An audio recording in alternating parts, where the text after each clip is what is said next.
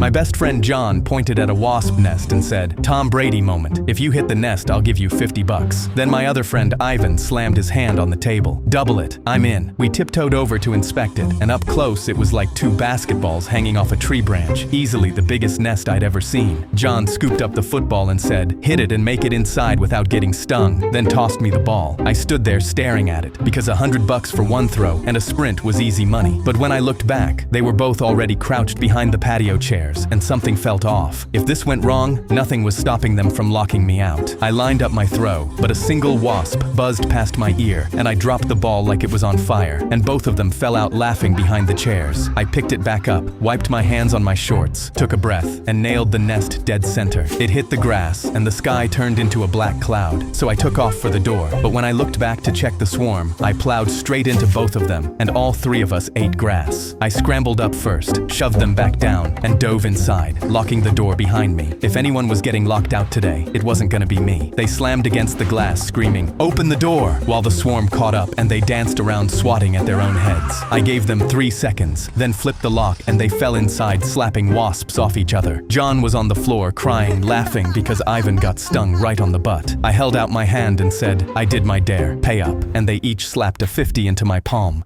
My best friend John pointed at a wasp nest and said, "Tom Brady moment. If you hit the nest, I'll give you $50. Then my other friend Ivan slammed his hand on the table. "Double it. I'm in." We tiptoed over to inspect it, and up close it was like two basketballs hanging off a tree branch, easily the biggest nest I'd ever seen. John scooped up the football and said, The massive barbell fell straight onto my neck, and I felt my windpipe nearly collapse. Above me stood the biggest, baldest bully in the gym. "Oh, sorry, bro. I totally thought you had it under control," he said with a sarcastic chuckle. "But while you're down there, I want you to think about something. I don't want to see any more featherweights like you coming into my gym. I'm tired of looking at your beta body. This gym is for alphas only." My vision started to go spotty, and I was seconds away from losing consciousness completely. As my vision was about to go completely black, I was able to unlock the weights on one side of the barbell. They slid off the bar, and I was able to throw the rest of the heavy metal to the floor. I staggered to my feet. "What the hell, man? You said you would spot me, and then you just dropped the weight on my neck." The bully picked me up by the collar of my shirt. "You're damn right I did. And if the barbell didn't break it, I guess I'll have to do it myself." As I hung with my feet 10 inches off the floor, I searched desperately for a way out of the situation. A weight cable with an empty hook dangled above the bully's head. It was attached to over 500 pounds in plates. I acted instantly. I reached behind the bully, hooked the cable to his shirt, and then kicked the pin from out of the counterweight. The bully shot up with 500 pounds of force and bashed his head on the crossbar. He collapsed to the floor, shaking every piece of equipment. The bully was taken out in a stretcher. I got a job as a personal trainer at the gym, and months later the bully came back in a wheelchair with shame on his face. He looked up at me with guilt and said, "I'm sorry for what happened a few months ago, but I need your help. I compressed my spine, and without a trainer I may never walk again." I looked down with mercy and said, "In here everyone's an alpha. We start training tomorrow." The massive barbell.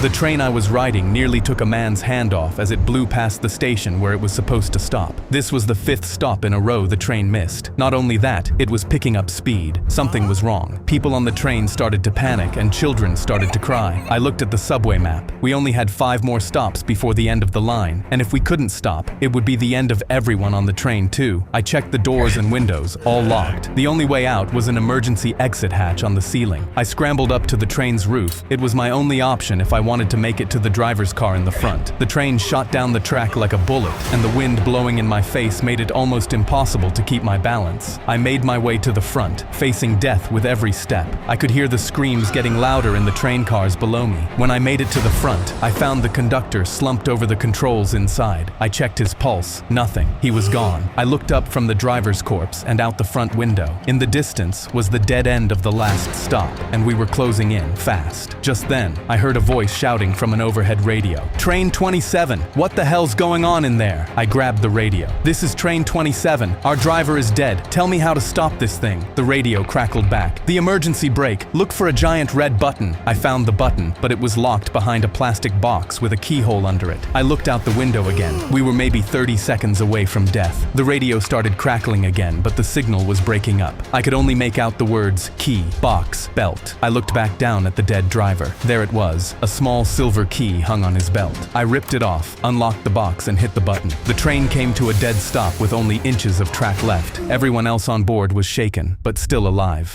The train I was riding, an old woman stormed up to my work. The train I was riding nearly took a man's hand off as it blew past the station where it was supposed to stop. This was the 5th stop in a row the train missed. Not only that, it was picking up speed. Something was wrong. People on the train started to panic and children started to cry. I looked at the subway map. We only had an old woman stormed up to my work crush and threw her groceries onto the conveyor belt. $7 for eggs? Why is this so expensive? Zoe scanned them without blinking. I don't set the prices, ma'am. The woman leaned over the belt. Change the price or I start screaming. I puffed out my chest and swaggered over because this was my chance to show her I was a masculine man. But 4 steps in, a customer grabbed my arm. Where are your freaking bread loaves? I've been looking for freaking ever. Actually, can you just walk me there? I sighed, and while I led her there, I heard a crash by the checkout lane. I spun around, and the woman was jumping up and down having a tantrum, and my manager was jogging over to the crime scene. I shoved a baguette at the customer and ran to save my queen. When I finally reached her, the woman was talking to my manager. Your cashier called me a hag and threw my eggs on the ground. I gasped because she was lying, and Zoe's jaw dropped. I never touched her eggs. My manager turned to Zoe. Can anyone confirm your side of the story? I raised my hand to defend my lady. I watched the whole thing, start to finish. Zoe is innocent. The woman's mouth fell open, and my manager put his hands on his hips. Yeah, right. As if I'd believe you, the one who has a crush on her. We all know it. Zoe blushed, and I turned red. But before I could respond, my manager turned to the woman. Corporate policy. The customer's word is final, so I will take action.